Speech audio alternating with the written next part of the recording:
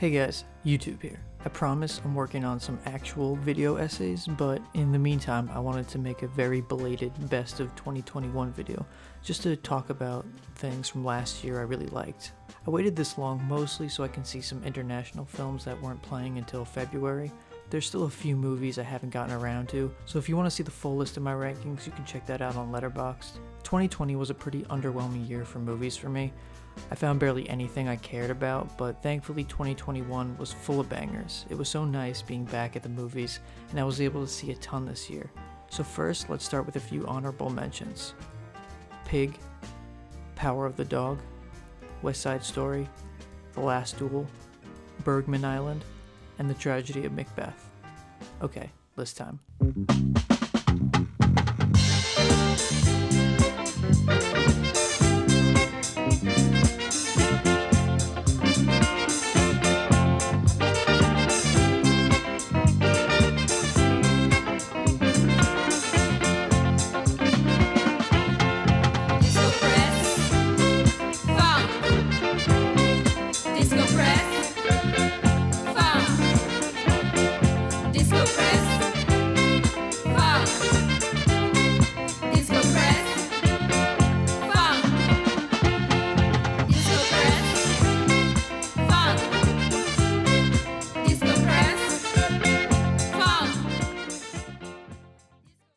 I think Sean Baker is one of the most exciting voices in contemporary American cinema.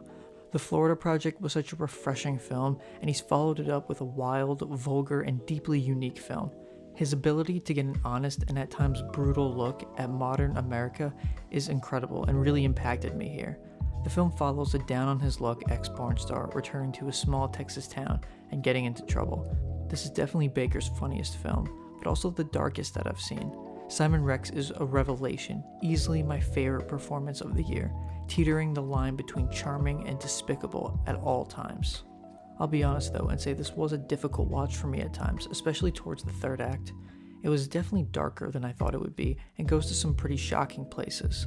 A lot of this film is spent on Mikey, our main character, falling for and potentially exploiting a 17-year-old girl who goes by Strawberry.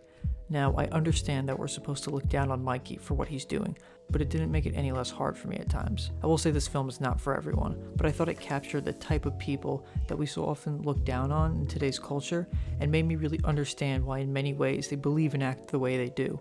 What I think is brilliant about this film is how all that nuance is in the background. Baker has done a wonderful job, and I'm so excited for his next film.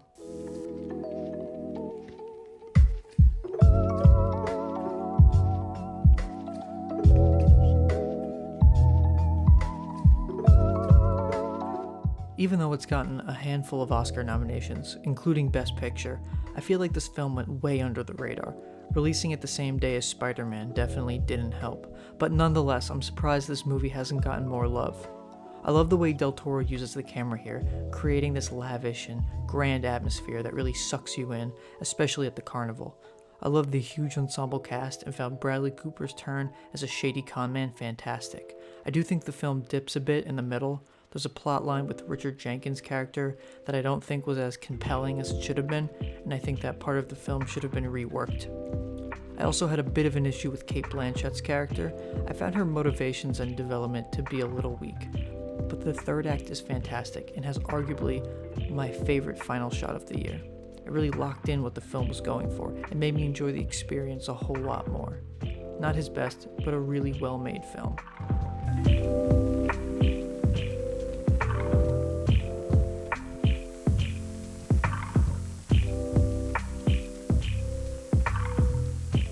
My favorite blockbuster of the year. While Spider-Man maybe had more emotional heights and Shang-Chi had better action, I don't think I had more fun with an action movie than The Suicide Squad this year.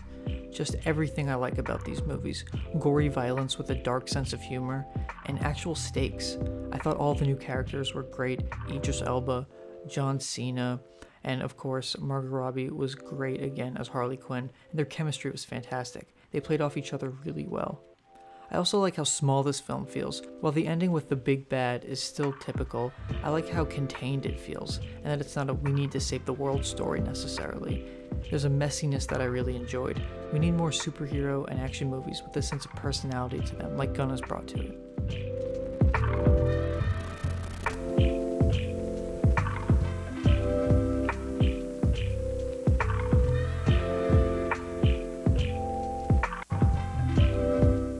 I enjoyed the first Souvenir film, but I was kind of surprised when I found out there was a sequel in the works. It was a beautiful yet quiet film that kept its viewers a bit at arm's length. But with part 2, the story completely opens up, creating the most meta film of the year, where Julie, who's in film school, makes a film about the events from the first film. As a film school alum, I really connected with her journey, trying to take an emotional and personal event and turn it into art. The struggle to capture it the way you truly want to, especially without the tools and experience to really do so. Joanna Hogg has truly outdone herself here, and the way she composed each frame feels so effortless yet exquisite, and Honor Swinton Byrne was again brilliant. I think one of the most underrated performances of the year. She has to do so much with this role and accomplishes all of it. A wonderful achievement.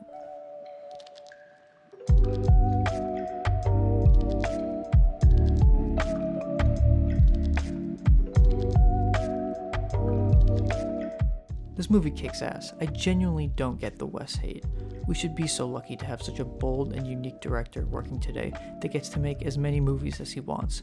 Visually, I don't have to say it, but it's a feast for the eyes. Just unreal how beautiful and dense it is. Every frame just bursting with creativity. I love just sitting in any world he creates. The fact that the Oscars completely snubbed it is honestly ridiculous. The production design is genuinely insane. I will say though that in terms of story, I think the structure does the film a bit of a disservice, as I struggled to fully connect with all the stories and found some of them to have a rather unsatisfying ending. But overall, I think the beauty on screen greatly outweighs it, and I really look forward to revisiting this film in the future.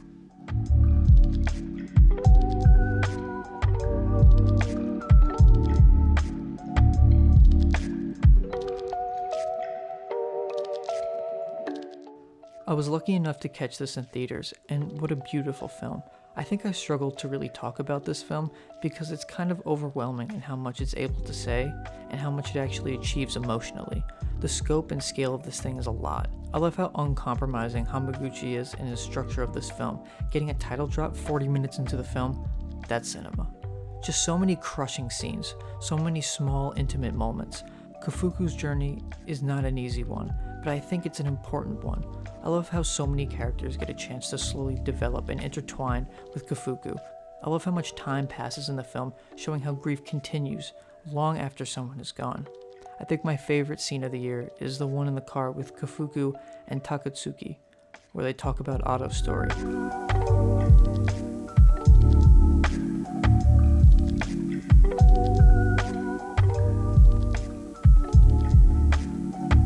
If you see my other video, you know I'm a pretty big fan of PTA's work. If you want to see my full opinion on that film, check out that video.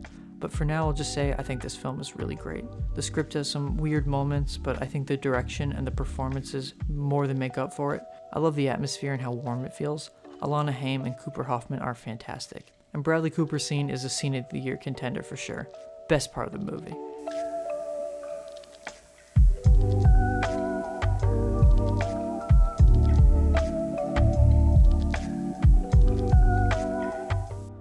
Such a beautiful and rich film that I felt so immediately connected to. I went and rewatched it in theaters the other day because I couldn't stop thinking about it. It's one of the first modern romance films that doesn't feel cringy. So much of this film made me feel seen in a way that modern films haven't been able to achieve. How weird and uncertain being in your 20s is right now, and how difficult it is to date and really connect with someone today. I'm not sure if the ending lived up to the rest of the film for me, but it was still great. I think it's brilliant. So much energy and creativity in the direction. Just because you're making a romance film doesn't mean it can't be weird and fun.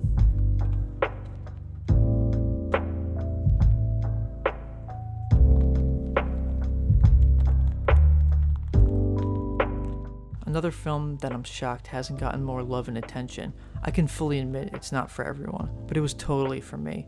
As someone who couldn't care less about the royal family, I loved how it wasn't a Wikipedia film listing off events. It was a real character study that almost doubled as a horror film.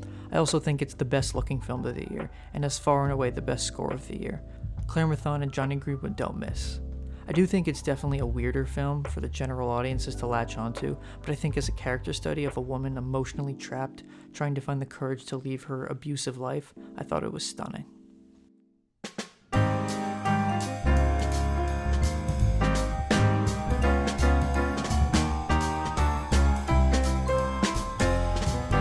No film this year captivated me like this one. Just immediately I knew I was in for something special. Lowry's direction has never been more focused and precise here.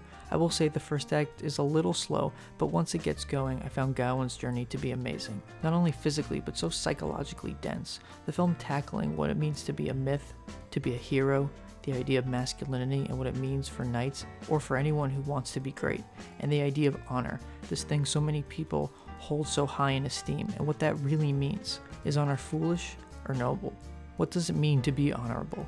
I think Lowry handles these questions so delicately, giving us just enough to feel satisfied, but not enough so we can really think on it. I think Dev Patel was incredible, giving his best performance probably ever. He has to be charming but foolish, and cowardly but brave. It's a tightrope act he pulls off with ease.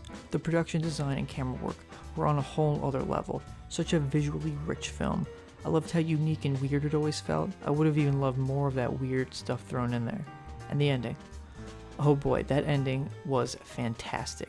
Just the most perfect way to end this movie, leaving you satisfied but with so many questions. I saw this movie in theaters 2 days in a row, and I think it plays even better on rewatch. I can't say enough great things about it. I'm a huge fan of the fantasy genre, so this was right up my alley. Even though I expected it to be a more violent fantasy film, I enjoyed Lowry's more subtle approach to the genre. Best film of the year. Thanks for watching, guys. I also just wanted to share a few other things I really loved this year. The show Odd Taxi was my favorite original anime of the year. A real weird story that felt like a take on Pulp Fiction or Jackie Brown. Such fun characters, such a fun goofy world, and expertly told, giving us one of the best and most rewarding endings of the year. Even though it started coming out in 2020, Kaiju number 8 has been a fantastic manga with beautiful artwork delivering just a fun and enjoyable story that I think will only get better over time.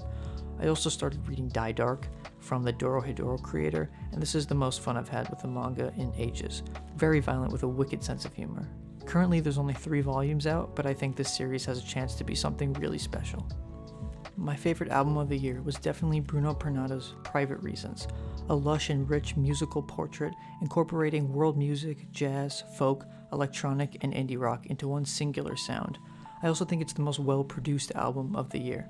I'm not usually one to talk about that kind of stuff, but I just couldn't believe how incredible it sounded and how many ideas were in every song. I highly recommend checking it out. My favorite tracks were Theme Vision and Little Season 1.